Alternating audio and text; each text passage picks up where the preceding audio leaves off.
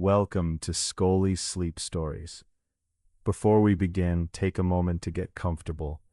Let the day soften around you and settle in for a calm documentary made for curious minds. If these stories help you rest, learn, or simply enjoy a quieter part of the day, please consider liking this episode and subscribing to the channel. Now, when you are ready, let us begin. Chapter 1. A Ribbon Across New York. Dawn comes quietly to the Mohawk Valley. A pale mist rests above the river, softening the farther bank and the wooded hills beyond. Dew gathers on the grass beside a farmhouse. A thin trail of chimney smoke rises into the cool air, almost straight at first, and then bends gently toward the east. Somewhere in a barn, a horse shifts its weight upon the wooden floor. Along the road, wagon tracks hold small pools of water left by yesterday's rain. The Mohawk River moves steadily through the valley. In some places it widens and appears calm. In others, the water passes over shallow stones or gathers speed around an island. Trees lean toward it from the banks. Creeks descend from the hills to join it, carrying water from springs, rain, and distant ridges. Into this morning landscape comes a traveler. This traveler is not one particular person recorded in a ledger or diary. Instead, the figure represents many people who crossed New York in the early 19th century. Farmers took produce to market. Merchants visited inland settlements. Surveyors studied the land. Families made their way west, and workers journeyed from one place of employment to another. The traveler follows a road beside the valley.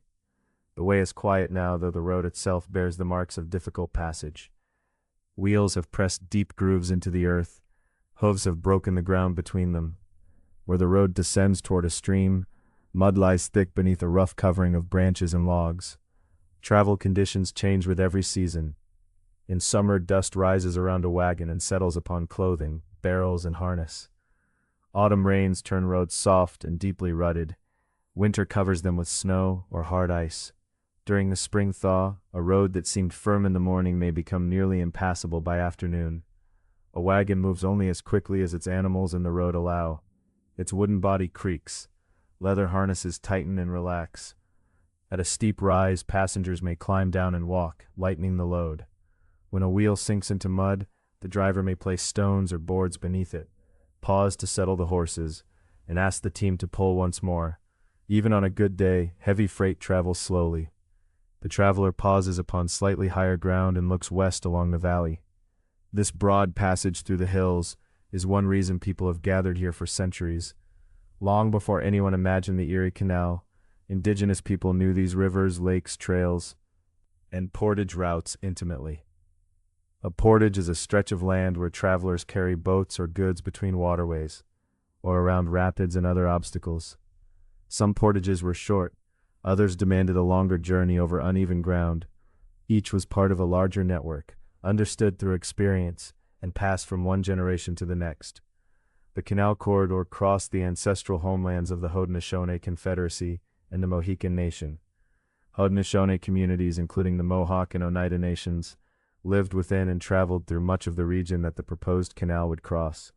These valleys were places of settlement, agriculture, diplomacy, movement, and exchange. They were not empty spaces waiting to be discovered. Footpaths linked communities and waterways. Canoes carried people and goods along rivers and across lakes. Knowledge of currents, landing places, seasonal conditions, and overland routes had been refined through centuries of travel and trade. The land itself had been shaped over a far longer span of time. Glaciers once covered this region beneath enormous masses of ice. As the ice advanced and later withdrew, it altered the ground. It deepened valleys, moved stone, and redirected water. Over time, the Hudson and Mohawk valleys came to form a comparatively low passage through the Appalachian Barrier. Elsewhere, the Appalachian Highlands made westward travel difficult. Here, the Mohawk Valley offered a gentler opening. It did not provide an effortless route, but it suggested that a route might be possible. The Mohawk River already served as a natural road of water. Small boats could carry more weight than wagons, and moving a load across water generally required less effort than dragging it over uneven ground. Yet the river was not a continuous, dependable highway. It contained shallow stretches, changing conditions, and rapids where navigation became difficult.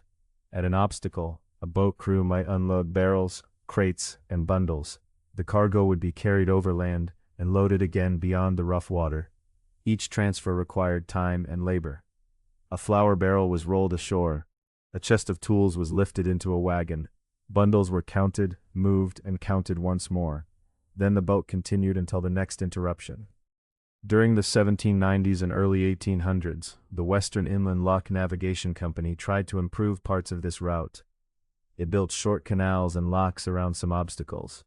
A lock is a chamber with gates that allows a boat to rise or descend between different water levels. These early improvements demonstrated that careful engineering could ease portions of the journey.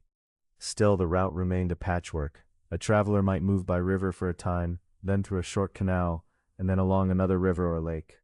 Goods might have to cross several portages. Water levels rose and fell. Roads connected the gaps, but those roads remained vulnerable to rain, snow, dust, and frost. For farmers west of the Hudson, these difficulties could determine whether a crop had any value in a distant market.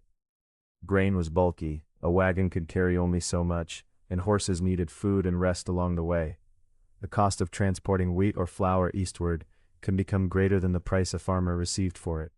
A full storehouse did not necessarily bring prosperity if its contents could not be moved at a reasonable cost. Merchants faced the same geography from the opposite direction. Workshops and factories in eastern towns produced cloth, tools, household goods, and other manufactured items. Merchants wanted to send these goods westward along a dependable route. In return, they hoped to bring grain, flour, lumber, and other agricultural products east. New York City stood at the mouth of the Hudson River, with access to the Atlantic Ocean. Ships entered its harbor from distant ports. River vessels traveled north from the city toward Albany. If a reliable waterway could continue west from the Hudson to the Great Lakes, then inland farms, growing communities, Atlantic trade, and overseas markets might all be linked. The idea was simple to state, though very difficult to achieve. Build an artificial river across New York. This proposed canal would not be merely the Mohawk River made straighter. A canal is a constructed waterway, shaped to hold a controlled depth and to follow a planned course. It would require banks, channels, locks, bridges, culverts, and carefully managed sources of water. Rivers and creeks could help supply it. Reservoirs could store water. Smaller feeder channels could guide water into the canal where it was needed. Engineers would have to consider every slope and crossing, because water responds patiently, yet firmly to the shape of the land. The route could not simply be drawn as a straight line. It would curve through valleys and around hills. It would seek dependable water supplies. It would avoid difficult ground when possible and approach established communities where goods and travelers might gather. Where streams crossed its path, special structures would be required. Where the land rose or fell, locks would lift or lower the boats. From Albany on the Hudson River, the planned waterway would reach west through the Mohawk Valley. It would pass near farms, villages, roads, rivers, and indigenous homelands. Beyond the valley, it would continue across central and western New York until it reached Buffalo on Lake Erie. The full distance would be roughly 363 miles. On a map, the route appeared as a long ribbon. At its eastern end, the Hudson led toward New York City and the Atlantic. At its western end, Lake Erie opened into the connected waters of the Great Lakes. Between them lay a broad interior of forests, fields, settlements, wetlands, streams, and low ridges. The scale of the idea was remarkable for its time. No completed American canal had yet matched it. Supporters saw a practical connection between east and west. Doubters saw mile after mile of earth and stone, uneven ground, uncertain water, and enormous expense. Both groups could look upon the same quiet valley and see something different. The imagined traveler continues along the road and comes upon a wooden stake driven into the grass. Farther on stands another. A small cut in the earth marks a place where a surveyor's instrument may have rested. These simple signs suggest a line that does not yet exist. Surveyors have begun to study distances and elevations. They observe rivers and creeks. They note ridges, marshy ground, and places where rock lies close beneath the soil. They consider where a channel might curve, how steadily it might hold its water, and where that water might come from. Each measurement is small compared with the full distance. A sighting is taken, a number is recorded, a stake is placed in the ground. Then the work moves onward, following the broad valley toward the west. In time, the original Erie Canal will be built between 1817 and 1825. It will extend roughly 363 miles from Albany to Buffalo. Through the Hudson River system, it will connect New York City and the Atlantic Ocean with Lake Erie and the Great Lakes. Boats will travel its waters. Tow lines will stretch from vessels to horses and mules walking along the bank. Lock gates will open and close. Towns will grow beside warehouses, mills, stables, inns, markets, and boatyards. But none of that has happened in this early morning. For now, the canal remains a possibility. The Mohawk River continues beside the road, following its older course. Farmhouses stand among fields shaped by generations of work. Trails and waterways carry memories far older than the survey. A wagon passes slowly, its wheels turning through the damp soil. Its creaking fades along the road, leaving the softer sounds of water, birds, and wind moving through the grass. Sunlight reaches the nearest survey stake and lays a narrow shadow upon the ground. Beyond it, other stakes mark a patient westward line. Soon, mapmakers, commissioners, engineers, and advocates will study that line more closely. They will measure the land, compare possible routes, examine sources of water, and ask whether a canal can truly be carried from the Hudson River to Lake Erie. For this moment, there is only the valley, the morning light, and a path waiting to be made. Chapter 2: Planning the Great Canal. The path waiting to be made first existed in fragments. It appeared in conversations beside rivers and roads, in merchants' calculations, in farmers' hopes, and in the careful lines of maps. Some imagined a waterway passing through the broad Mohawk Valley. Others looked west toward the lakes and streams beyond it. Many details remained uncertain, but the central idea was clear. If boats could travel between Lake Erie and the Hudson River, the interior of New York could be connected to the eastern seaboard by a steady route of water. Before Earth could be moved, however, the imagined canal had to become a measured line. One of the early voices drawing attention to the idea belonged to Jesse Hawley. In 1807, while confined for debt, Hawley published a series of essays advocating a canal between Lake Erie and the Hudson River. He considered possible routes, the movement of goods, the growth of communities, and the advantages such a waterway might bring. The circumstances of his writing were modest, but the scale of his proposal was not. Hawley pictured produce from western farms traveling east, while manufactured goods and household supplies moved west. He imagined settlements gathering beside the channel and commerce following the water. His essays did not create the canal idea by themselves. People had discussed portions of such a route before, yet the essays gave the proposal detail and persistence. They helped readers see that a broad vision could be divided into practical questions. Where should the canal run? How high was the land? Where would the water come from? How would the channel cross streams and valleys? And how much would the undertaking cost? These questions led from essays to surveys. In 1808, surveyor and engineer James Geddes examined possible routes across New York. Engineering in the young United States was not yet the formal profession it would later become. Most early American canal engineers had little professional training. They learned from books, from observation, from earlier waterways, and from direct experience in the field. So Geddes went out across the landscape. A surveying party carried simple but essential instruments. There were compasses for finding direction, levels for comparing heights, and rods held upright so that changes in elevation could be observed. A measuring chain was unrolled along the ground, drawn straight, and laid down again. Wooden stakes marked selected points. Figures and descriptions were entered into field books, where the observations of the day could be preserved and compared. The chain passed through meadow grass.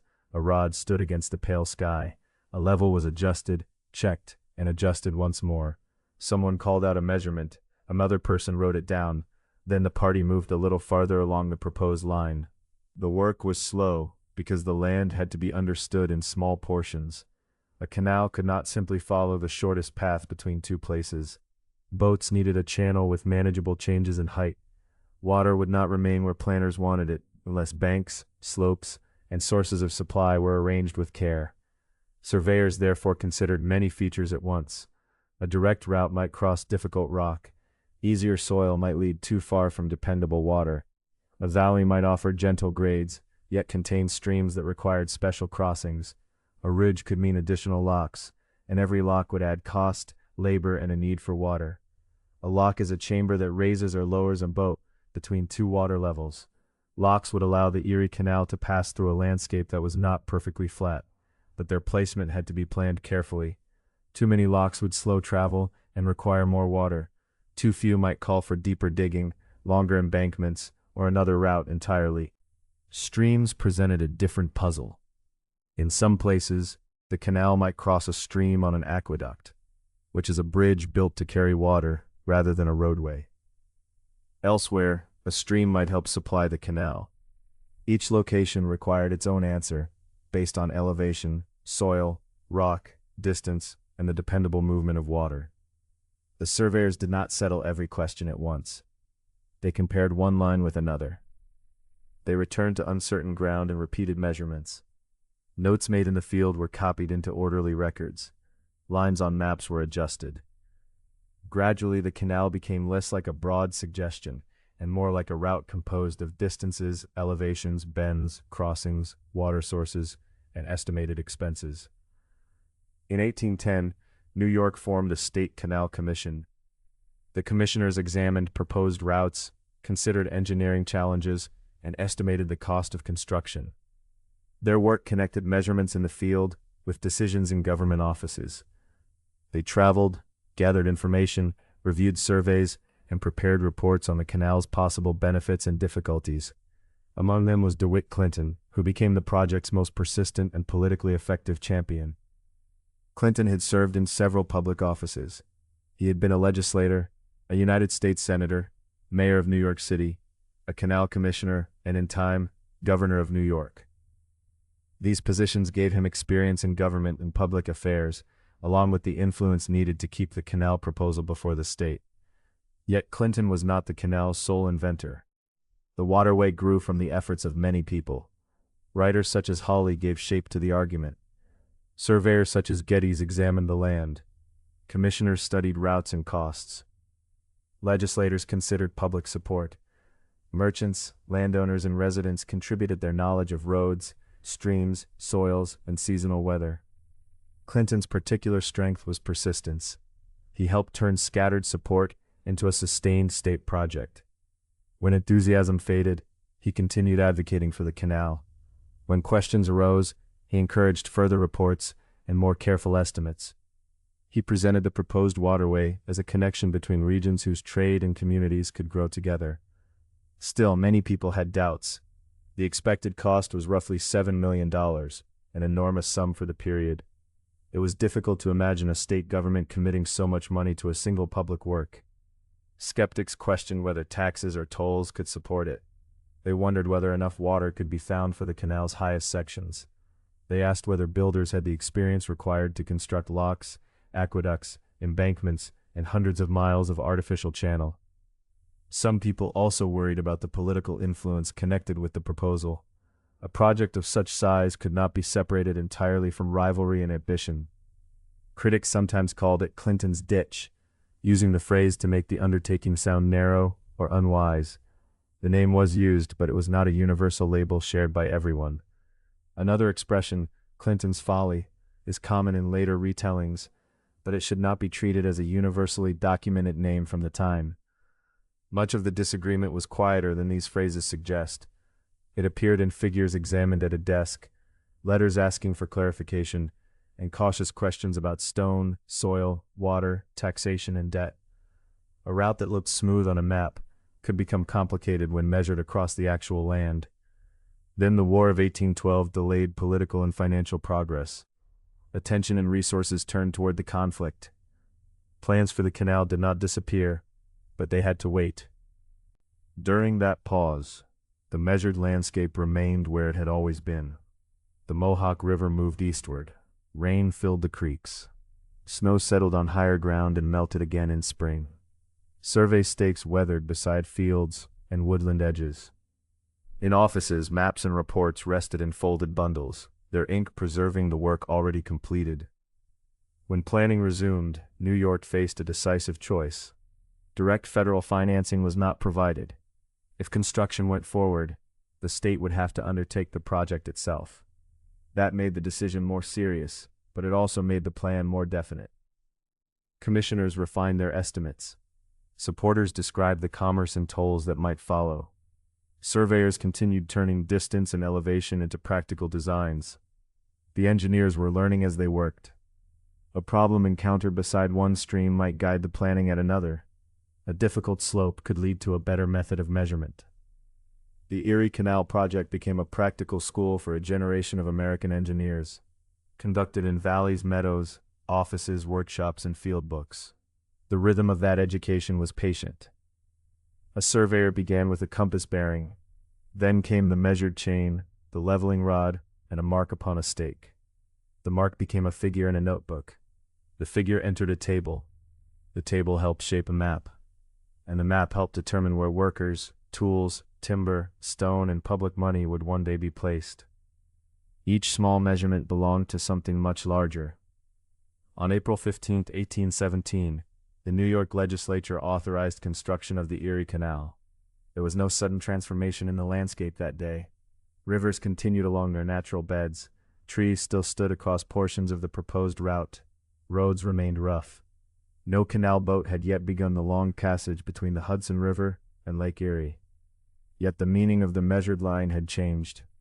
It was no longer only a suggestion in an essay, a compass direction to a field, or a row of calculations in a commissioner's report. New York had committed itself to building the canal without direct federal financing, despite the enormous expense and the engineering questions still waiting to be answered. The wooden stakes now pointed toward work. Maps would be unfolded beside the ground they represented. Field measurements would guide crews toward the first sections. At Rome, near the center of the state, construction would soon begin. The quiet instruments of planning would give way to another measured rhythm. Axes would sound among the timber, shovels would enter the soil, teams would begin to move earth, and stone would be set beside stone. The imagined path had become an authorized channel. Now the long work of building it could begin. Chapter 3. Digging Through the Landscape. On July 4, 1817, construction of the Erie Canal officially began at Rome, near the center of New York State. The surveys had been completed, the route had been marked, and the long-imagined line was ready to become a working waterway. Yet beyond that first place of construction, much of the route remained unchanged. Trees stood across the measured path. Fields, wetlands, streams, and ridges lay between the Hudson River and Lake Erie. Survey stakes showed where the canal ought to go, but between one stake and the next waited the patient work of clearing, digging, shaping, and building. The state did not gather one enormous crew to construct the entire canal. Instead, officials divided the route into sections and awarded contracts for particular stretches or structures. A private contractor might agree to clear and excavate a measured length of channel. Another might undertake an embankment, a culvert, an aqueduct, or a lock. Each contractor had to hire a crew, acquire tools and supplies, arrange for animals, and complete the assigned work. Engineers supervised the construction, checking the route and its measurements. The finished sections had to follow the intended line, depth, and form. In this way, many separate places of activity appeared across New York. The canal existed first as a series of work sites, each with its own ground, materials, and daily rhythm. The people at those sites came from varied backgrounds. Local farmers sometimes worked on the canal when they were free from seasonal agricultural labor. Hired workers cleared brush, moved soil, guided animal teams, and tended equipment. Skilled masons traveled where stone structures were needed. Contractors kept track of tools, expenses, wages, and progress. Women also worked in supporting roles, including cooking for construction camps, although their contributions are less fully documented in surviving records. Their labor helped sustain the crews through long working days, even when their names and experiences were not written down. The workforce included local residents, native-born workers, immigrants, skilled craftspeople, and general laborers. Surviving records do not provide a complete demographic picture of everyone who helped build the original canal. It is sometimes said that the original Erie Canal was built entirely by Irish immigrants. The true history is more varied. Irish immigrants did take part, and Irish immigrant labor became especially prominent during later canal enlargement. But the original workforce cannot be described as belonging to one background alone. Some prison labor was used on particular works. It did not build the entire canal. Like other simple claims about a large project, that idea conceals the many different people and circumstances found along the route. Wages and working conditions varied as well.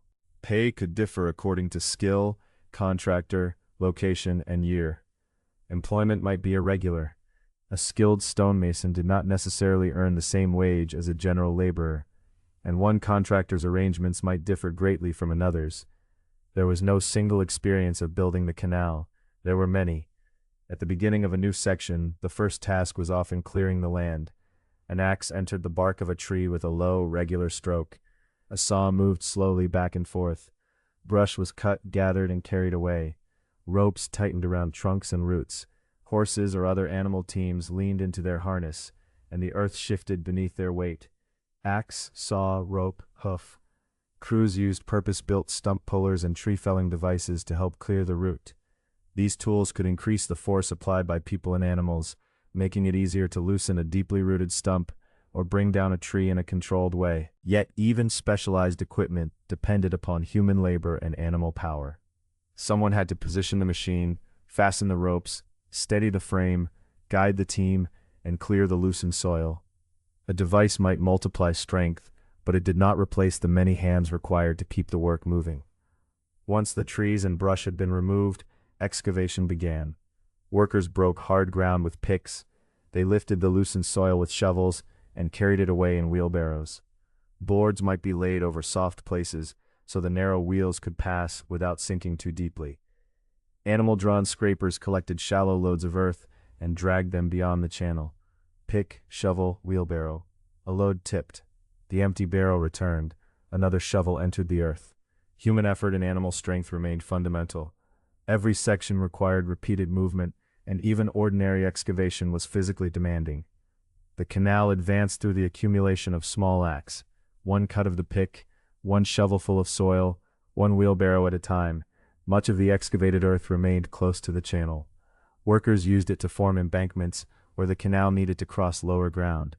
Soil from the canal bed also helped create portions of the towpath, the firm path beside the water where animal teams would eventually walk while pulling boats. The earth removed from the future channel thus became part of the canal itself. It rose along the banks and settled beneath the path. What had filled the center of the route was moved to its edges, giving the waterway its shape. An unfinished section could appear irregular and incomplete. There were cut banks of damp soil, felled trees, heaps of stone, wheel tracks, footprints, and hollows where water had gathered. Yet within that rough landscape, engineers and contractors could see the measured form beginning to emerge. The work changed from one location to another. Ordinary excavation through manageable soil was quite different from draining wetlands.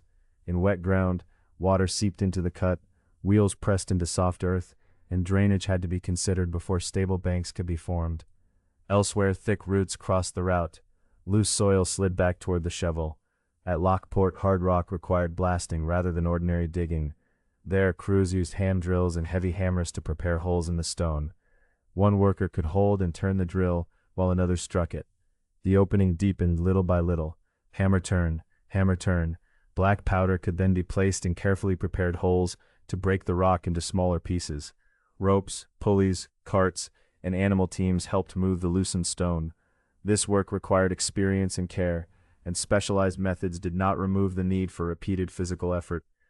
Building the canal was demanding, and it could be dangerous. Some workers faced poor housing, low wages, illness, and uncertain employment.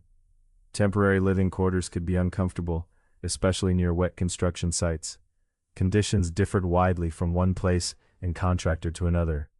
These hardships belong plainly within the canal's history, even though surviving documents do not preserve every worker's experience. The canal was not made by an anonymous and uniform crowd. It was built by individuals whose days, duties, pay, and living conditions varied greatly.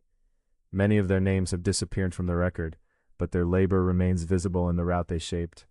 As the channel lengthened, stonework began to give the waterway a more lasting form. Stonemasons examined rough blocks, marked their lines, and shaped them with hand tools. Chisels removed small fragments. Hammers sounded with a careful, measured rhythm. Tap, pause, tap. A rough surface gradually became flatter. An uneven edge became close-fitting. Each block was prepared to rest beside another, forming walls that would have to withstand wet conditions, shifting soil, changing weather, and the pressure of canal water. Masons shaped stone for locks, culverts, aqueducts, spillways, bridge abutments, and retaining walls. Bridge abutments supported the ends of bridges where roads crossed the canal. Retaining walls held earth in place. Spillways allowed excess water to leave the canal in a controlled way, helping protect the banks when the level rose too high. A culvert carried a smaller stream or drainage channel beneath the canal. Instead of allowing the natural flow to interrupt the new waterway, builders enclosed it within a passage below. The canal could then cross overhead, while the smaller stream continued underneath. An aqueduct performed a related task on a larger scale. It carried the canal, including its water and passing boats, over a river or stream. Masonry supported a watertight channel above the natural watercourse. A canal boat could eventually travel across flowing water while resting upon another body of water. These structures required close-fitting masonry and a binding material able to endure constant dampness. Ordinary mortar did not always harden reliably in wet conditions. Canal builders therefore needed hydraulic cement, which could set and harden where moisture was present. Canvas White developed an effective hydraulic cement from New York limestone. This reduced reliance on imported material and gave builders access to a useful cement produced nearer to the construction sites. Suitable limestone could be prepared, ground, and made into cement. Placed between stones, the material hardened in wet conditions. It helped join masonry in locks, culverts, aqueducts, and other structures where water would press continually against the work. The canal was being built to hold and carry water, but water also had to be carefully managed. A completed channel would be of little use if its level became too shallow for boats. A feeder supplied water to the canal, often drawing from a creek, river, lake, or reservoir. Engineers had to consider where that water would enter, how each section would remain filled, and how excess water could safely leave. The builders were not merely digging a long ditch, they were creating a connected system of channels, banks, stone passages, water supplies, and controlled outlets. Every section had to work with the land around it. And so the construction advanced in overlapping stages. Trees were cleared in one place, while workers moved earth in another. Masons fitted stone beside a stream. Teams hauled tools and supplies along rough roads. Contractors watched schedules and expenses. Engineers checked measurements and levels. Axe, shovel, wheel, hammer. The sounds followed one another across the route. Progress was steady in some places and slower in others. A mile of ordinary soil was not the same as a mile through wet ground. The rock at Lockport demanded different tools from softer earth elsewhere.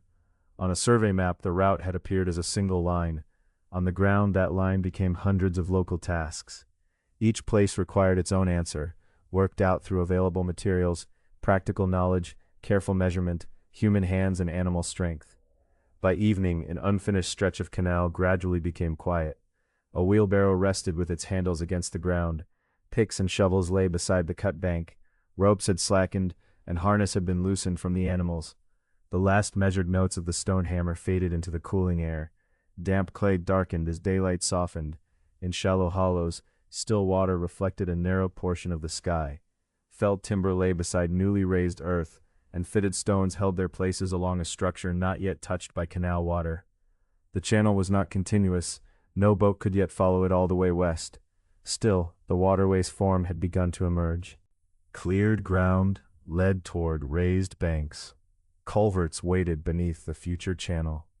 Aqueduct masonry stood above natural streams. Feeders would bring water from nearby sources. Along the surveyed route, excavated earth and carefully fitted stone were becoming parts of one connected canal. Among these new banks stood the most recognizable structure of all, a stone chamber built between two levels. For now its walls held only still air and evening shadow. Its gates rested quietly.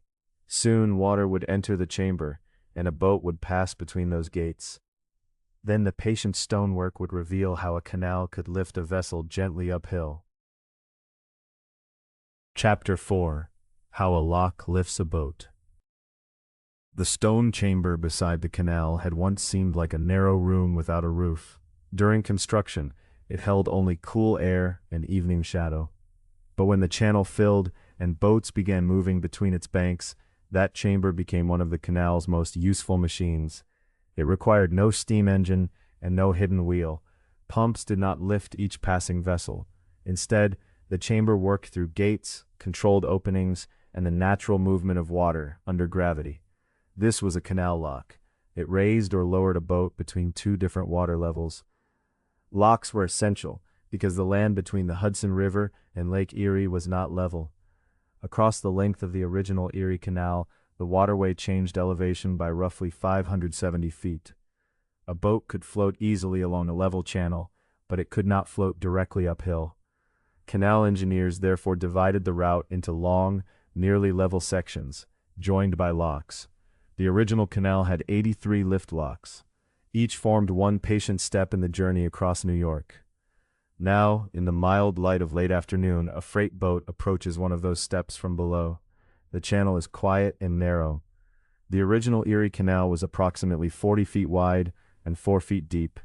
Its locks were generally about 90 feet long and 15 feet wide.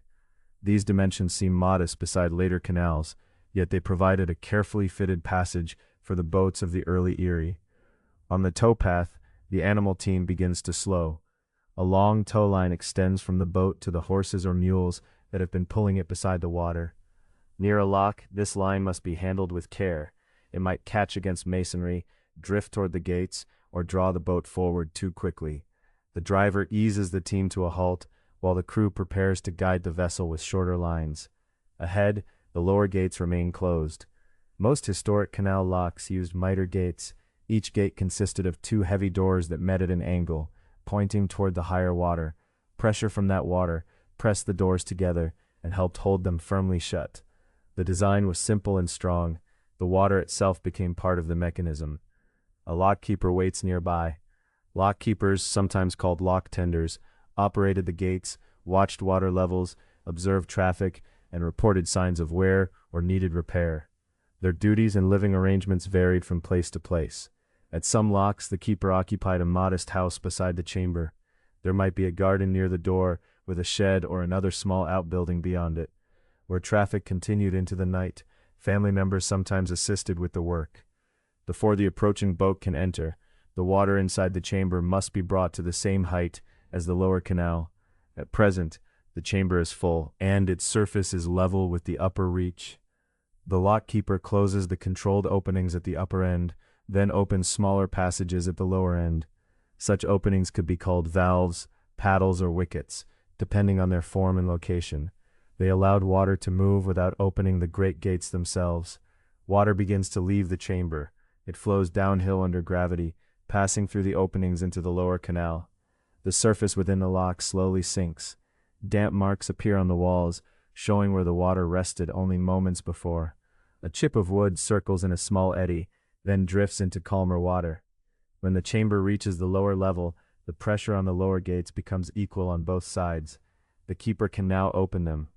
Long balance beams extend from many lock gates. They provide leverage, making the heavy doors easier to move. Other locks use somewhat different machinery, but the purpose is the same. Slowly, the paired gates turn away from one another, and the chamber stands open. The tow team waits. The long rope is kept clear of the gate timbers and stone walls. Crew members take up shorter guiding lines, ready to control the boat from the bank and from the deck. The freight boat glides forward. Its bow enters first, sending a low ripple across the chamber. The cabin passes between the gate posts, and the hull moves into the close shelter of the lock. Soon the whole vessel rests between the upper and lower gates. From inside, the chamber appears taller than it did from the towpath. Stone or timber-lined walls rise on either side.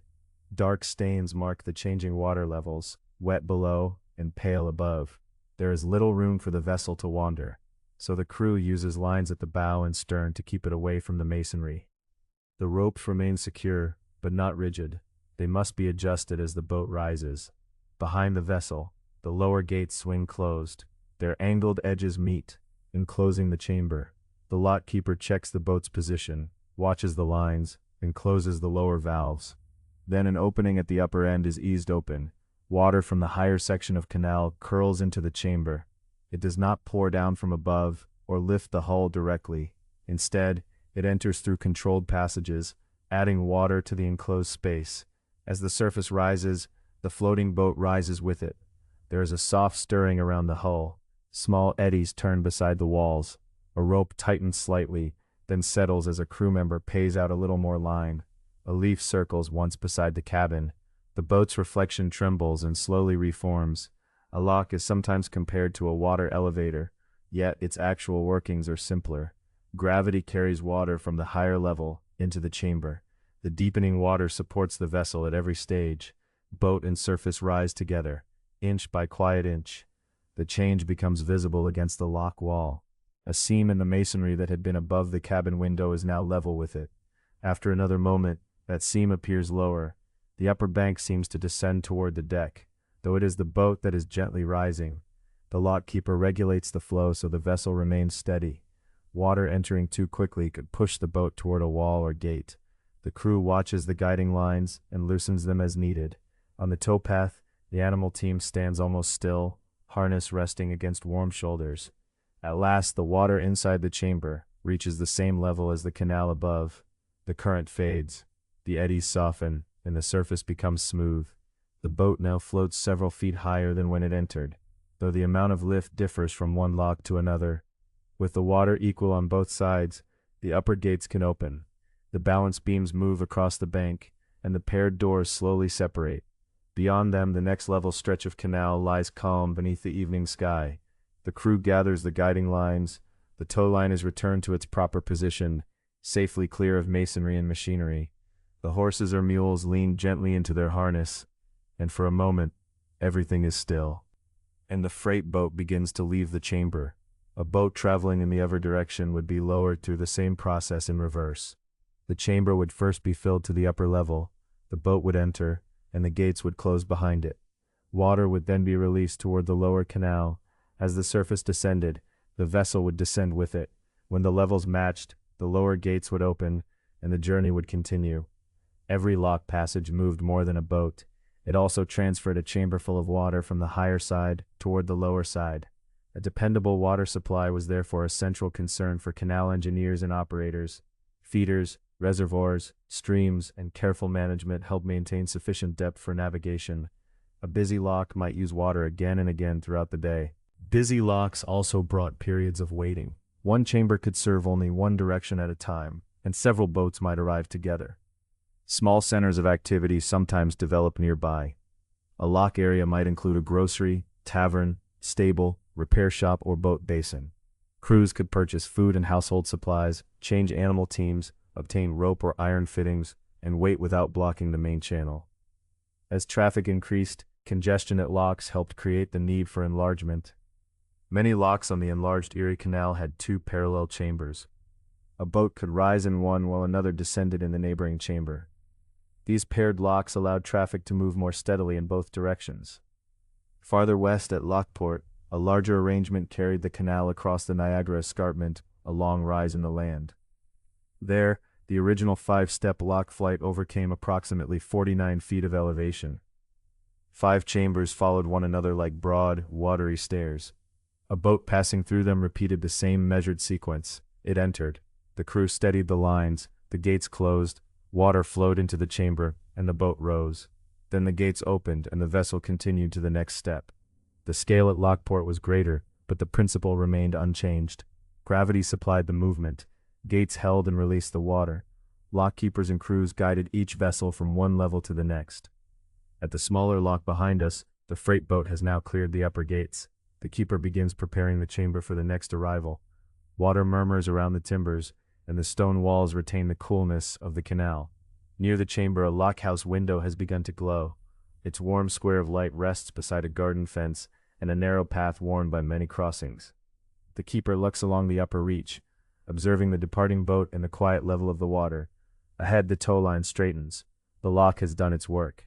Without a pump and without lifting the hull out of the water, it has carried the boat uphill. The vessel eases onward at the higher level, while beside it runs the towpath, firm and pale along the bank. There, the horses or mules return to their familiar pace.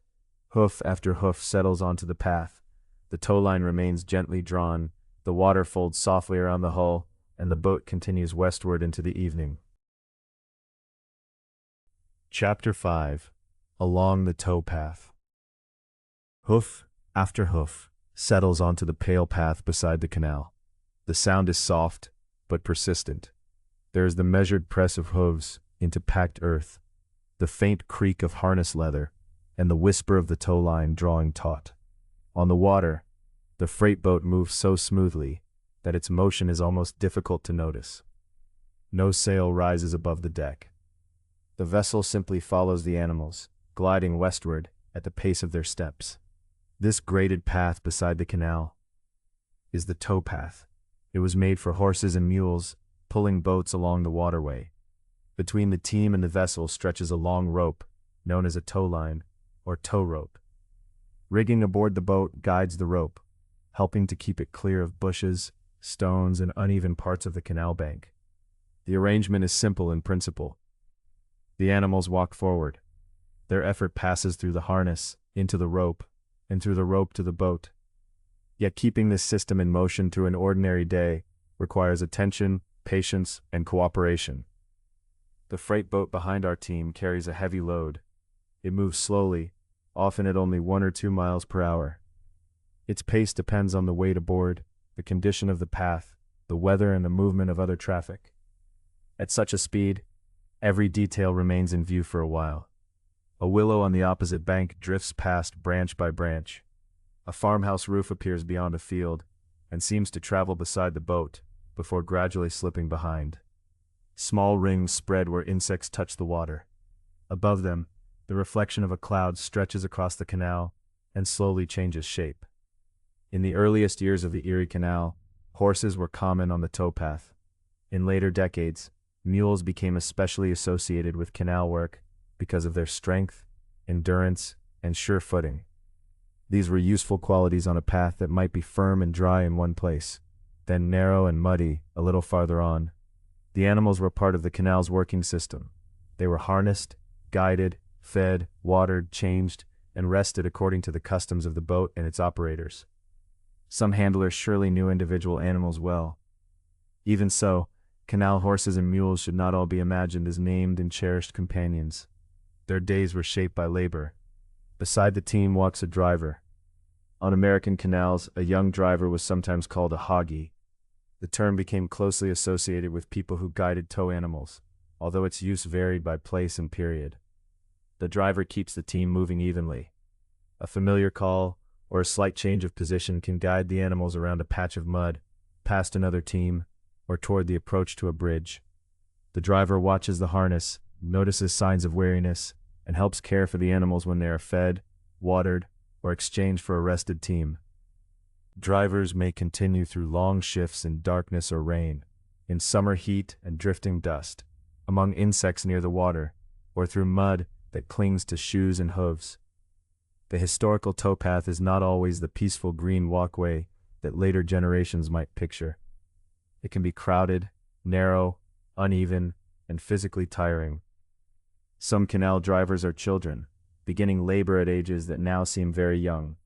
In boat-owning families, children may work as part of a shared household enterprise. Their parents and relatives also live and labor around the vessel, and the duties of family life and canal work overlap. Not every young worker has that family protection. Unrelated children and orphan children can be especially vulnerable to exploitation and harsh treatment. Their experiences belong in the canal's history, alongside the more familiar images of bright water, stone locks, and boats moving beneath low bridges. The waterway depends on more than channels, gates, embankments, and carefully laid stone. It also depends on the repeated labor of people whose working days may be long and difficult. Still, on this quiet afternoon, the rhythm remains even. Step after step, the freight boat glides behind the team, and the tow line holds a gentle, steady pull. Ahead, a low bridge crosses the canal. Its supports rise near the banks, while the roadway passes over the water. Many canal bridges stand low above the surface. Anyone sitting on a cabin roof or riding on a high deck must pay close attention. As a boat approaches a bridge, bend, lock, or other traffic, the crew may use a horn or a call. The sound warns those aboard and signals to others nearby. Passengers on the roof know to duck or climb down before the vessel passes beneath the low span. Much later, a popular song preserves this image in the words, "Low bridge, everybody down." The song was published in 1905, late in the traditional towpath era. It recalls canal life, but it appeared many decades after the Erie Canal opened in 1825. For that reason, it cannot be used by itself as direct evidence for travel in the canal's earliest years. Like many songs, it gathers memory, humor, and experience from across time. The bridge ahead casts a broad patch of shade over the water. The animals continue toward it without changing their calm pace. The tow line angles back toward the boat, held clear of the bank by the vessel's rigging. For a few moments, the hoofbeats sound different beneath the bridge approach. Then the team emerges into afternoon light. A moment later, the boat passes quietly beneath the roadway. Shade moves over the deck, over the cabin roof, and across the cargo. Then sunlight returns. Not every bridge is arranged in the same way, nor does the towpath always remain on one side of the canal. At some bridges it changes from one bank to the other. Bridge forms and careful handling of the line allow the team and tow rope to cross, while the boat continues forward. The exact procedure depends on the bridge, the location, the period, and established canal practice. There is no single method used everywhere along the route. What matters is that animals, rope, and vessel pass through without bringing the journey to an unnecessary stop. Through repetition, these routines become familiar. Drivers learn where the bank narrows and where the path changes sides. They remember which bridges require particular care. Boat crews know when to watch the rigging and when to adjust the line. A procedure that may appear complicated to a new passenger becomes an ordinary part of the day. Beyond the bridge, the canal straightens again. Hoofbeats return to their open, steady sound. Far ahead, another boat appears. At first, it is only a dark shape on the long strip of water. Slowly, its cabin and cargo become distinct. Its own tow line stretches toward a team moving on the canal bank. The approaching vessel is traveling in the opposite direction. Now the two boats must pass. The canal may be broad enough for the hulls, but the tow lines require care. If handled poorly, the ropes can cross, catch, or tangle. Crews therefore follow established customs when meeting other traffic. A line may be slackened, lowered, or dropped while the other passes over it. Those aboard the boats and those on the path watch the ropes and adjust them at the proper time. As with bridge crossings, the details vary by location, circumstance, and era. The purpose remains simple. Both vessels need to pass without tangled lines, damaged rigging, or needless delay. The approaching boat gives a brief horn signal. Our crew responds. The drivers guide their teams into suitable positions, and the lines begin to soften. For a moment, the tow rope that has been held firm above the water settles lower. The opposite boat glides past, its hull making a long and gentle swell. The people aboard tend their line. Our own crew waits and watches. The two boats pass one another without haste. Then the tow rope rises clear again. The pull returns through the harness, the water folds against the hull, and the freight boat resumes its steady course. There is no race between the vessels. Each has its own destination, cargo, schedule, and place upon the canal. A packet boat carrying passengers may travel more quickly, sometimes near 4 miles per hour. Packet boats often receive priority at locks, where a long delay could interrupt their timetables. Their quicker pace distinguishes them from deeply loaded freight boats moving at 1 or 2 miles per hour. Even so, 4 miles in an hour is unhurried by modern standards. Canal movement remains tied to the strength and endurance of animals, the condition of the towpath, the state of the waterway, and the attentive work of drivers and crews. Our freight boat continues through the afternoon. The towpath bends beside a meadow. It passes beneath a line of trees whose roots hold the bank. Dust lifts lightly beneath the animal's hooves, then settles again. In a shaded hollow, the earth remains soft and dark. The team chooses the firmer edge of the path. The driver observes without hurry. A loose strap is adjusted. The animals are guided away from a rough place. The tow line hums faintly under tension, then grows quiet again, hoof after hoof, step after step. The view changes slowly enough to be studied. Reeds lean toward the canal. A fence follows the edge of a field. The shadow of the boat travels along the bank, keeping pace with the hull. Behind the vessel, the water closes gently and returns to stillness. The animals cannot pull without rest. At intervals along the canal, stables or change stations keep other horses or mules ready. There is no single, universal distance between these changes. The interval varies with the boat's arrangements, the route, the condition of the animals, and the customs of a particular place and time. As the afternoon light begins to soften, one such station comes into view. A stable stands back from the towpath beneath broad trees. Its open doorway is dark and cool. Water is available nearby, and another pair of animals waits in the shade. The working team turns toward the station. Their pace eases. The pull on the rope becomes lighter, although the boat continues forward on its remaining motion. Water slips along the hull for another moment. Then the vessel settles almost still beside the bank. Hands loosen buckles and lift straps. The tow line, drawn firm through so many miles of afternoon, falls into a gentle curve. Harness leather softens as it is removed. The tired animals lower their heads toward water and rest. Nearby, the next team waits. In time, fresh harness will be settled into place. The rope will straighten, and the journey will continue. For now, however, there is a pause. Behind the stable, leaves stir softly above the roof. Along the canal, the level water reflects the evening sky. The towpath has carried driver and team past bridge, bend, and meeting boat, one measured step at a time. Now the hoofbeats fade. The animals rest, and the tow line slackens beside the bank.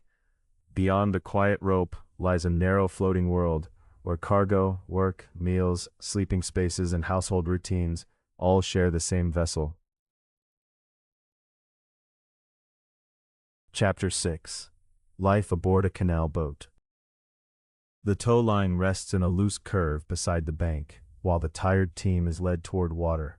Another pair of animals will soon be harnessed, and the journey will continue. For a few quiet minutes, however, the boat remains close to the stable landing, moving only with the faint current. Small ripples touch its wooden hull. A hatch opens. A cup is placed upon a narrow shelf. Somewhere within the cabin, a spoon moves slowly around a cooking pot. From the towpath, a canal boat may appear simple. It is a long, low vessel carrying its load east or west. Step aboard, though, and its many purposes become clear. It is a workplace and a storehouse, a kitchen, and sometimes a family home. Every board, shelf, hook, and cupboard has been given a task. Space is limited, so objects are folded, stacked, hung from pegs, or fitted neatly into corners. This vessel is a freight boat, also known as a line boat. Its central section, called amidships, is devoted to cargo. Depending on the voyage, the load might include barrels of flour, sacks of grain, boxes of manufactured or household goods, bundles of lumber, or heavy quantities of salt. Cargo must be arranged with care so that the boat rests evenly in the water. Barrels are steadied, boxes are wedged into place, loose coverings are secured and checked before rain. Cabins often stand at the bow and stern, the front and back of the vessel, with the cargo space between them. One cabin may be used by the boat family, while another provides room for crew members, equipment, or supplies. Arrangements vary from one boat to another. Owners adapt their vessels to the cargoes they carry, the routes they follow, and the people who live and work aboard. Inside a family cabin, the ceiling is low and the passage is narrow. Bunks or slim sleeping spaces fit against the walls. Storage compartments are built beneath seats and mattresses. Clothing hangs from pegs. Tin cups nest together on a shelf, and a small cooking area occupies one end of the room. Privacy is limited, yet practiced hands know how to make the space comfortable and orderly. A blanket folded in the morning may become a cushion during the day. A box of provisions may serve as a seat. A curtain drawn across a bunk creates a small room within the larger cabin. Every evening, these little arrangements are made again. Every morning they are folded away. Many privately operated freight boats serve as both homes and businesses. The people aboard share responsibility for keeping the vessel moving and the household running. 19th century customs often shape the work expected of women, men, and children, but duties can be flexible in practice. One adult may captain the boat or stand at the tiller, guiding its direction. Another may prepare meals, clean the cabin, care for children, keep track of supplies, and also take a turn steering. Each person helps where needed. Older children may walk or ride along the towpath as drivers. guiding the mule or horse team. They may handle lines, sound signals near bends and bridges, sweep the deck, carry water, or help prepare supper. Younger children gradually learn the boundaries of the boat. They learn where it is safe to sit, how to step around coiled rope, and when to remain quiet while the crew listens for instructions from shore. The team beside the stable has now been changed. Harness buckles are fastened. The tow line is lifted from the ground. The replacement animals lean gently into their collars, and the ropes slowly become straight. The freight boat begins to move again. Inside, the motion is so smooth that the spoon continues circling through the pot without spilling a drop. Meals aboard are practical and filling. Bread, potatoes, beans, preserved meat, and other stored provisions travel well. A stew can remain over low heat while the boat passes several miles of towpath. Roasts and boiled dishes may appear when time and fuel allow. In summer and autumn, fresh fruit may come aboard from nearby farms and markets. Boat families buy food at canal-side stores, from vendors near locks and basins, and sometimes from small supply boats known as bumboats. These little craft travel along the canal, or wait where boats gather, carrying useful goods for crews who cannot easily leave their vessels. A purchase may be handed across the water, then placed in a cupboard or tucked beneath a bench until it is needed. Cooking methods change during the canal's long working life. Earlier, more exposed fires require particular care aboard a wooden vessel. Gradually, small stoves become common. A stove contains the heat and makes it easier to warm both food and cabin. On a cool evening, its steady warmth dries damp coats, while a pot of beans or stew gives off a mild, familiar scent. Water must be carried and stored as well. Dishes are washed. Crumbs are swept away. Supplies are counted before the next town. Nothing is far from anything else. A person preparing supper may hear the captain's footfall overhead, the soft strain of the tow line, and a child calling to the team from the bank. Domestic life and canal work are not separate. They proceed together within the same few yards of timber. Some boats carry off-duty mules and quarters built for animals. Other vessels depend upon stables beside the canal, where teams can be changed, fed, and rested. The arrangement varies by company, route, and boat. When animals are carried aboard, their care becomes part of the vessel's daily rhythm. Feed is measured, water is offered, bedding is kept in order. When teams remain ashore, stable workers, drivers, and boat crews coordinate each exchange. Not every canal vessel is a freight-carrying home. Low, flat-bottomed workboats called scows perform less visible but essential tasks. They carry stone, soil, tools, and repair materials. Some assist with dredging, which removes mud and sediment from the canal bottom. Others serve construction crews repairing banks, bridges, locks, or aqueducts. Their broad, practical shapes are suited to steady work rather than speed. And then there are the packet boats. A packet is generally lighter and faster than a freight boat. It follows an advertised route and schedule, carrying passengers between canal towns. During roughly the first quarter century after the Erie Canal opens, packet service becomes an important form of long-distance travel. Before railroads take much of the passenger business, these boats offer a regular connection through the state. A traveler stepping aboard finds a different interior from that of a line boat, though it is still carefully compact. During the day, the main cabin serves as both sitting room and dining room. Passengers occupy benches along the walls. They read letters or newspapers, look through the windows, and exchange quiet conversation. At mealtime, tables are arranged and plates move through the narrow cabin. The fare generally includes meals as well as sleeping accommodations. After supper, the room changes. Tables are removed, folded, or rearranged. Shelf-like berths are lowered along the walls, one above another, and blankets are brought from storage. Curtains or partitions separate sleeping areas for men and women according to the customs of the period. A packet boat may carry dozens of passengers, although its capacity and comfort can vary considerably. Printed notices sometimes describe packet travel in luxurious terms. Compared with a rough journey by road, its level movement may indeed seem comfortable, yet packet cabins can also be warm, noisy, crowded, and close.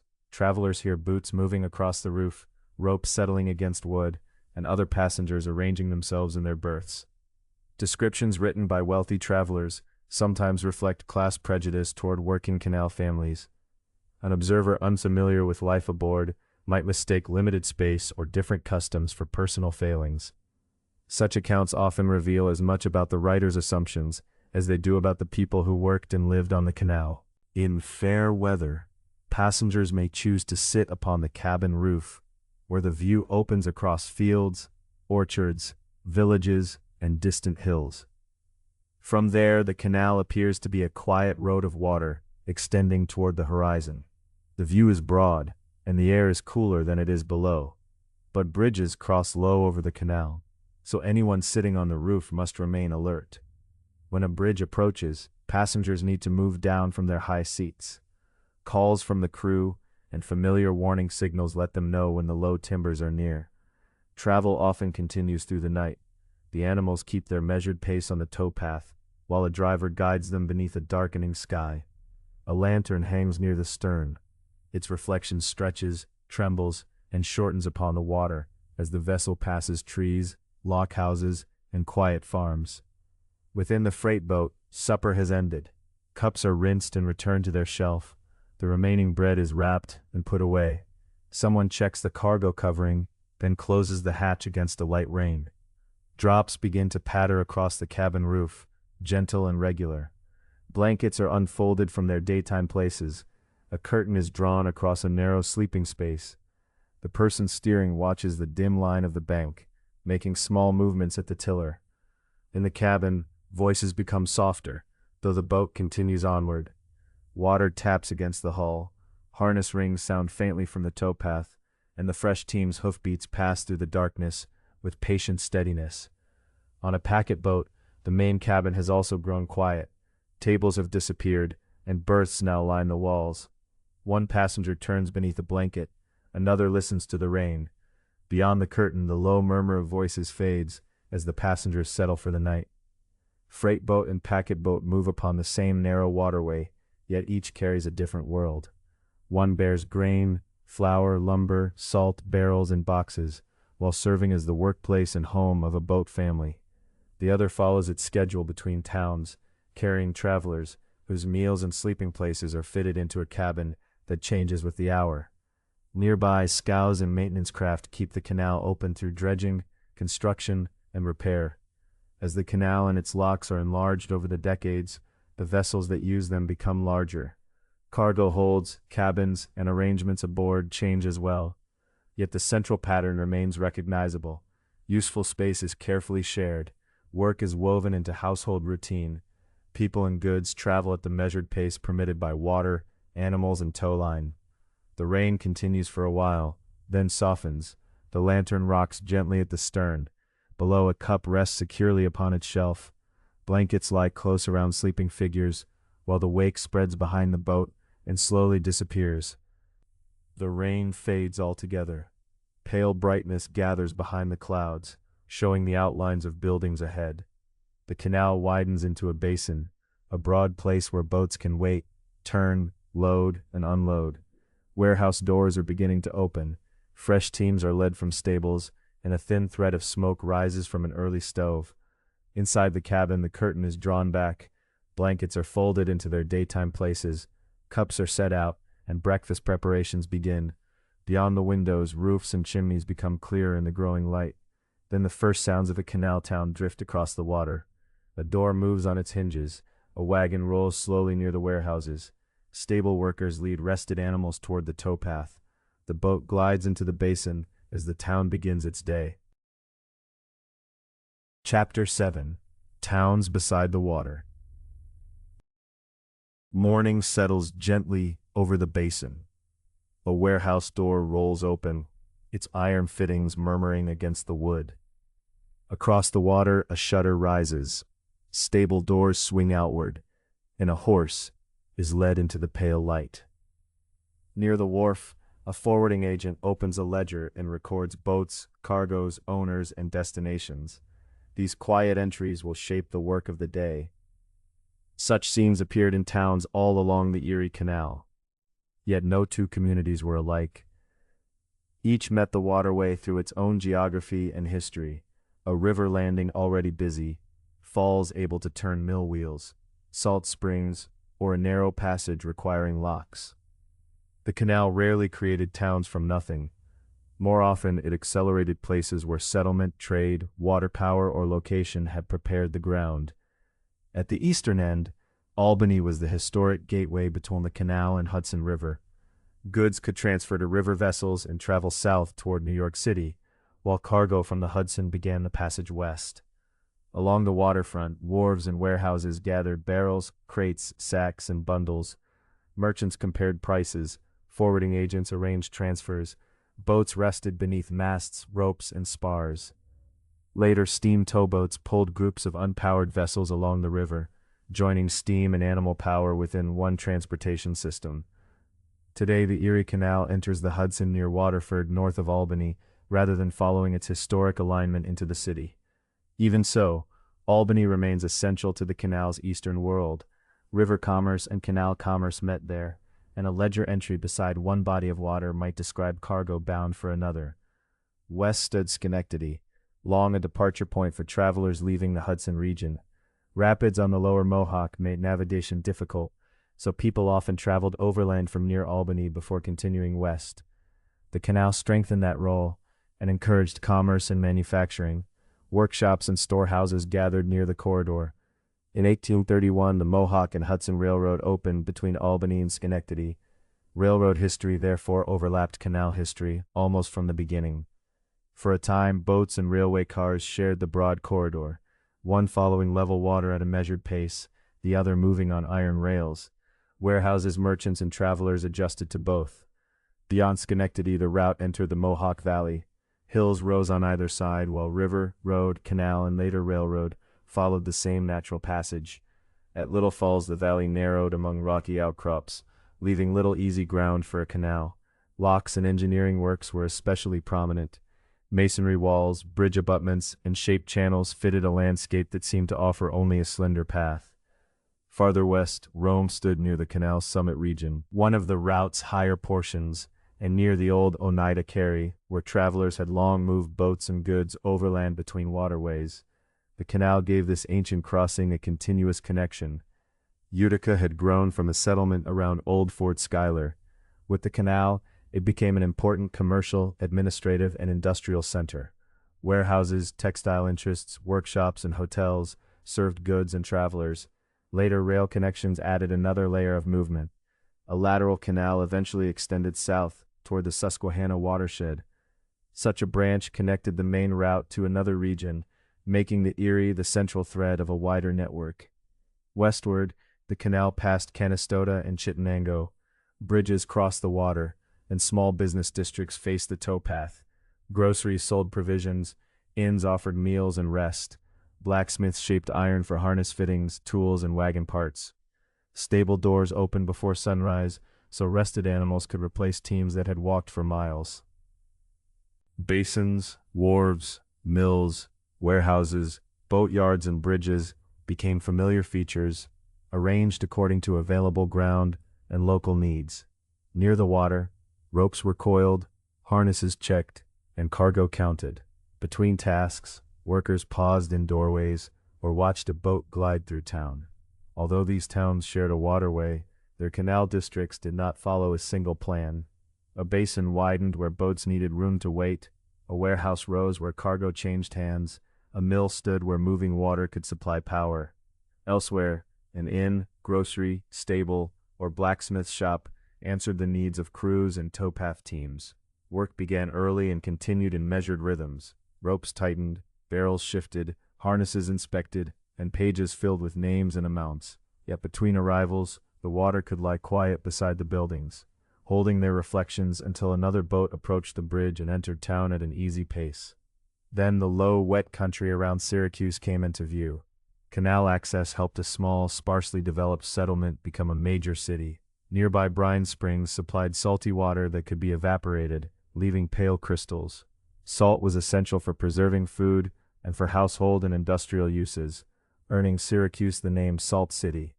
The canal carried finished salt to distant markets and brought fuel, equipment, workers, and customers. Syracuse also had a canal waylock, where officials measured loaded boats to calculate tolls. Water was drained after a boat entered, and the vessel settled slowly onto a cradle connected to a scale. Its weight was recorded, Then water returned, the boat floated once more, and the journey continued. New York State ended canal tolls in 1883, so waylocks lost their original purpose. Syracuse's surviving waylock building, completed in 1850, is now the Erie Canal Museum. Its stone walls preserve the memory of weighed boats, calculated tolls, and recorded journeys. Beyond Syracuse, the waterway passed Lyons, Newark, Palmyra, Fairport, and Pittsford. Each developed a distinctive canal-facing district. Broad basins let boats wait or turn, mills and warehouses stood near the water, boatyards repaired hulls and cabins. Inns and groceries served crews and passengers, while low bridges joined streets divided by the canal. Change came at a different pace in every place. One town prospered through milling, another through agricultural trade, while a third remained a modest stopping place. The canal offered opportunity, but geography, investment, labor, water power, and earlier settlements still mattered. In Rochester, water and industry came together with particular force.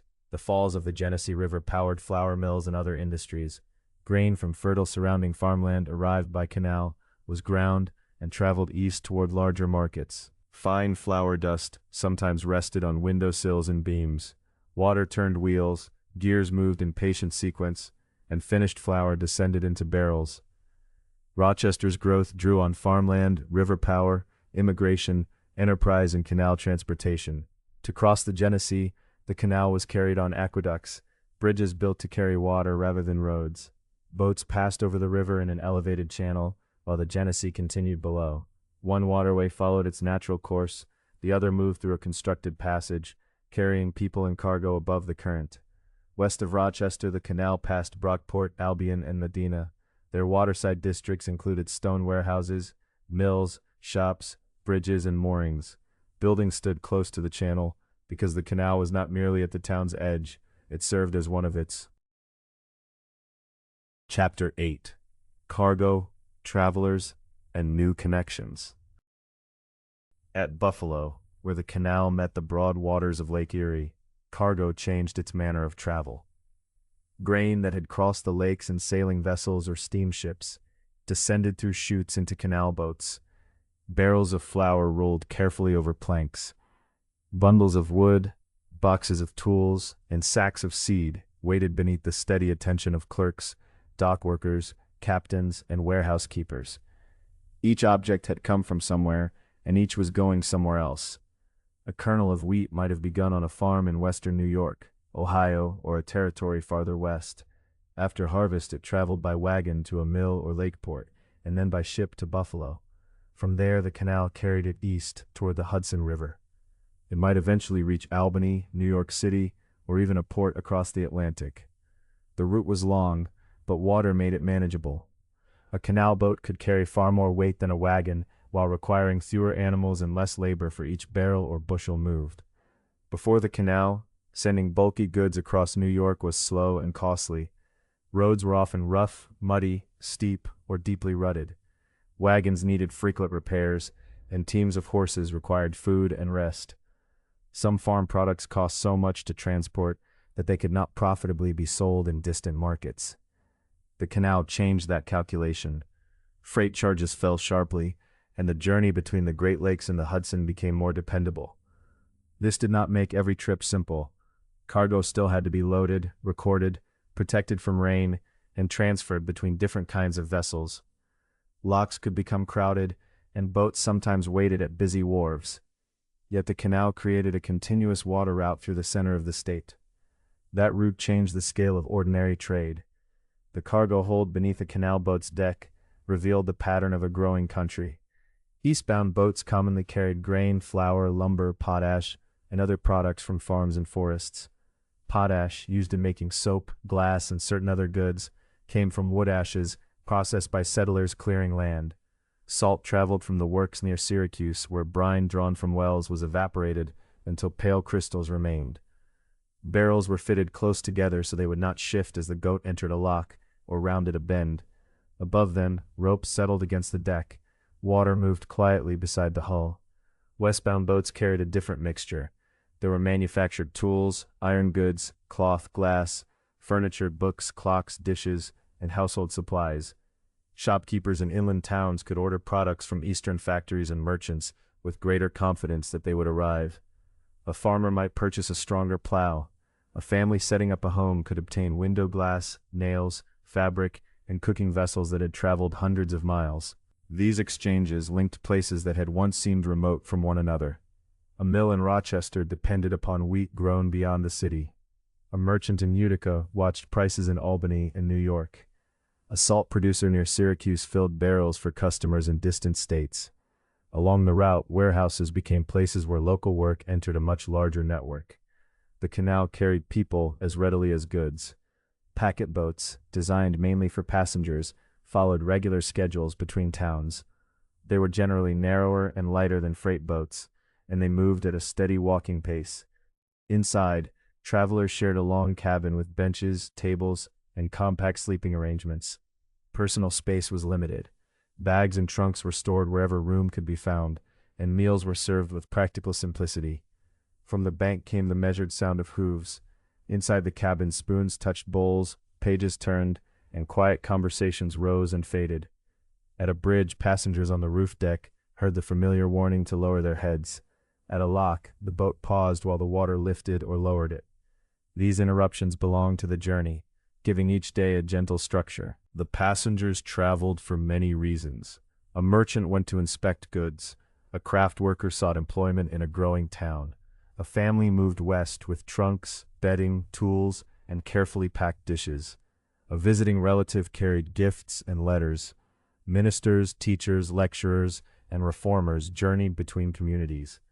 Immigrants who had arrived through Atlantic ports also used the Hudson and Canal corridor to continue inland.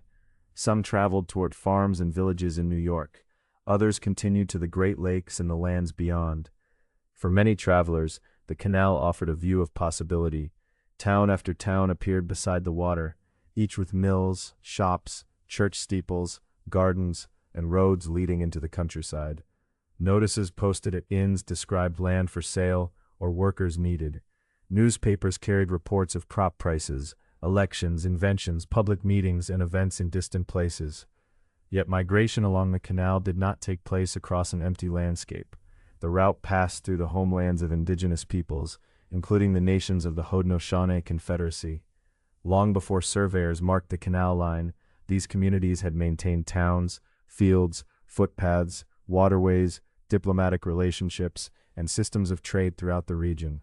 War, treaties made under unequal pressure, land sales, and the policies of state and federal governments had already reduced indigenous control of much of New York.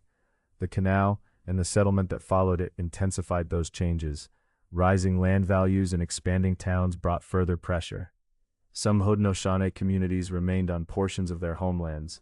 Despite dispossession and disruption, they preserved their governments, languages, ceremonies, and relationships with the land. Others had been forced or persuaded to move west. The canal's prosperity was real, but it was not evenly shared. Merchants, mill owners, landholders, and transport businesses could gain greatly from lower shipping costs. Farmers near the route often found new markets. Wage workers found employment on boats, docks, and in warehouses, although the labor could be seasonal and demanding. Some communities gained wealth and population, others faced lost land, exclusion, or limited access to the benefits celebrated in public speeches. The same canal that moved flour and timber also carried news, arguments, beliefs, and questions about society. Central and western New York became known for intense religious and reform activity during the 19th century. Traveling speakers could move more easily from town to town. Printed pamphlets, newspapers, and books followed the canal in bundles. Meetings were announced in one community and discussed in the next. Ideas did not travel only on paper. They moved through conversations at dining tables, beside packet boat windows, and along wharves where passengers waited to depart. The region saw religious revivals associated with the Second Great Awakening, a period when many Americans joined new churches or renewed their faith. It also became an important setting for movements seeking social change. Abolitionists argued against slavery and circulated anti-slavery writings. Black residents and leaders formed organizations, spoke publicly, assisted freedom seekers, and challenged discrimination in northern communities, as well as bondage in the South. Women took part in religious, charitable, educational, temperance, and anti-slavery work. Through this work, they gained experience organizing meetings and circulating petitions. In 1848, the Women's Rights Convention at Seneca Falls, not far from the Canal Corridor, called for broader civil, social, and political rights. The canal did not create these movements by itself. Their causes were deeper, and their participants drew upon many traditions. Still, transportation and print networks help people gather, exchange information, and maintain connections across long distances. News traveled in several ways. A packet passenger might bring a newspaper only a few days old. A boat captain carried letters entrusted to the regular flow of commerce. Postal routes linked canal towns with rural roads. Later, telegraph lines made messages faster still, often following the same general corridor that commerce had strengthened. Imagine a quiet hour inside a packet cabin. Near a window, a traveler studies a folded newspaper. Across the aisle, a family reviews the names of towns written on a small sheet of paper. A merchant adds figures to a notebook. Two neighbors speak softly about a lecture they heard in Utica. Beyond the glass, reeds lean toward the water, and a freight boat passes in the opposite direction. Its deck rests low beneath the weight of barrels. The tow line stretches ahead to a patient team on the bank. No single person aboard can see the whole network to which the boat belongs. Yet the flower in its hold connects field, mill, warehouse, market, and table. Its newspapers connect printers with readers. Its passengers connect one household, workplace, congregation, or cause with another. By late afternoon, the canal reflects a pale sky. A packet boat approaches a landing, where a few people wait beside trunks and parcels. Some will end their journey here, others will board and continue east. Across the water, workers secure a freight boat for the evening, checking its ropes and covering its cargo. The canal has become more than a channel dug through earth and stone. It is a route of exchange, carrying the products of forests, farms, mines, mills, and workshops. It bears letters and news, familiar customs, and unfamiliar ideas. It opens opportunities while revealing the unequal terms on which growth has taken place. And along its measured miles, connections continue to form. A barrel is entered in a ledger. A letter is tucked safely into a coat. A family watches the shoreline pass. Hoofbeats follow the towpath, steady and unhurried, while the quiet water carries goods, travelers, news, and ideas from one horizon toward another.